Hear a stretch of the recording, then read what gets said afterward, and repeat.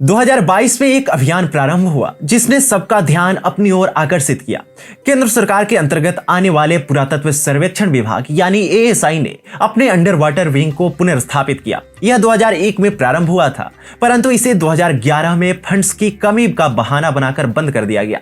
परंतु ऐसा क्या हुआ? आखिर जो परियोजना बंद हुई वह पुनः क्यों प्रारंभ हुई? इसका संबंध एक नगरी से है, उस नगरी से जो समुद्र में समाधि बनाए हुए है। यह नगरी कभी केवल एक नगरी नहीं, एक साम्राज्य हुआ करती थी, जहां स्वयं नारायण के एक प्रभावशाली अवतार विराजमान थे। यह कथा है भगवान श्री कृष्ण की नगरी द्वारकापुरी की। नमस्कार, आप देख रहे हैं टीएफआई, जो है देश का सबसे विश्वसनीय अल्टरनेट न्यूज मीडिया पोर्टल, और मैं अवनीश तिवारी आपको भगवान श्री कृष्ण की द्वारकापुरी के निर्माण, विनाश और चल रहे जीर्णोद्धार की कथा से विस्तार से अवगत कराऊंगा। हम आगे बढ़ेंगे उससे पूर्व यदि आपको हमारे विचार पसंद आते हैं तो आप हमारे वीडियो को लाइक करें और चैनल को सब्सक्राइब करें। तो अविलंब आरंभ करते हैं।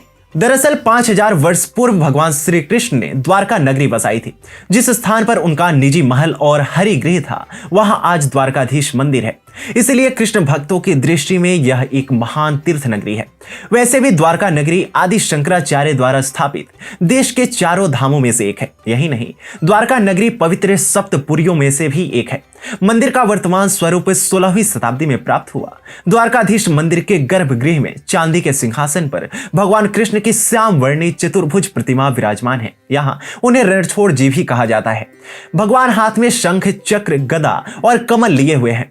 बहुमूल्य आभूषणों और सुंदर वेशभूषा से श्रृंगार की गई प्रतिमा सभी को आकर्षित करती है।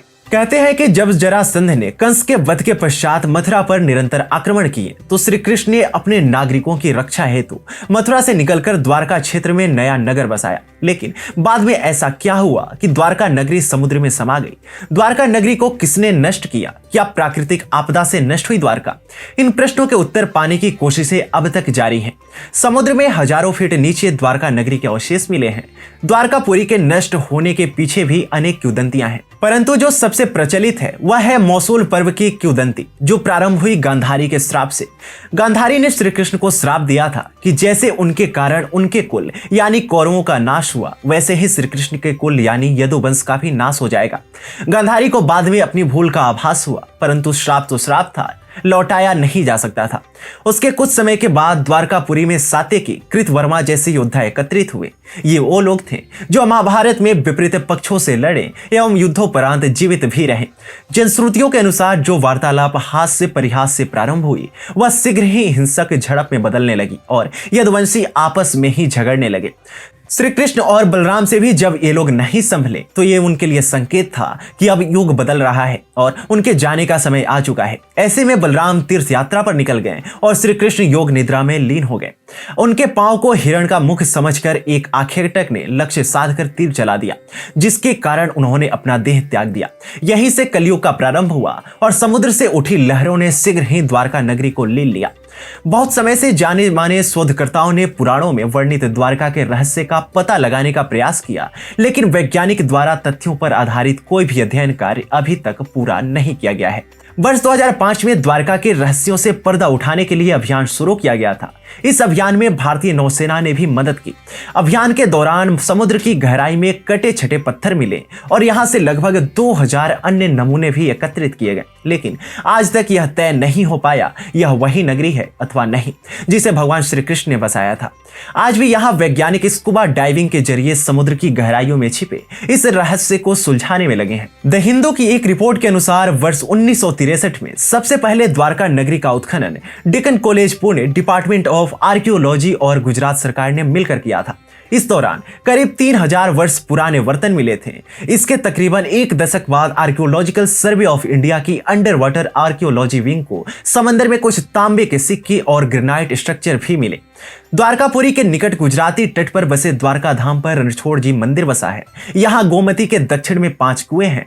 निष्पाप कुंड में नहाने के बाद यात्री इन 5 कुओं के पानी से कुल्ले करते हैं, तब रणछोड़ जी के मंदिर की ओर जाते हैं। रास्ते में कितने ही छोटे मंदिर पड़ते हैं। कृष्ण जी, गोमती माता और महालक्ष्मी के मंदिर के साथ ही रणछोड़ जी का मंदिर द्वारका का सबसे बड़ा और सबसे अच्छा मंदिर है।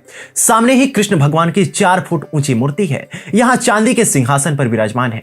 मूर्ति काले पत्थर की बनी है। इसी द्वारकापुरी में आदि शंकराचार्य द्वारा स्थापित शारदा मठ भी है। उन्होंने पूरे देश के 4 कोनों में 4 मठ बनाए थे, उनमें एक यह शारदा मठ भी है। परंपरागत रूप से आज भी शंकराचार्य मठ के अधिपति हैं। भारत में सनातन धर्म के अनुयायी शंकराचार्य का सम्मान किया जाता है। रणछोड़ जी के मंदिर से द्वारका शहर की परिक्रमा शुरू होती है। पहले सीधे गोमती के किनारे जाते हैं।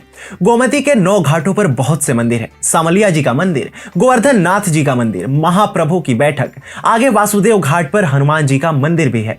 आखिर में संगम घाट आता है। यहाँ गोमती समुद्र से मिलती है। इस संगम पर संगम नारायण जी का बहुत बड़ा मंदिर है। एक समय था जब राम सेतु को लोग मानने से मना कर देते थे और उसे नष्ट करने हेतु एड़ी चोटी का जोर लगाने को तैयार थे, परंतु अब ऐसा नहीं है। अब शीघ्र ही देश की सभी सांस्कृतिक विरासतों को पुनर्स्थापित करने की दिशा में महत्वपूर्ण कदम उठाए जा रहे हैं। तो फिर श्री कृष्ण की द्वारका नगरी क्यों पीछे रहे।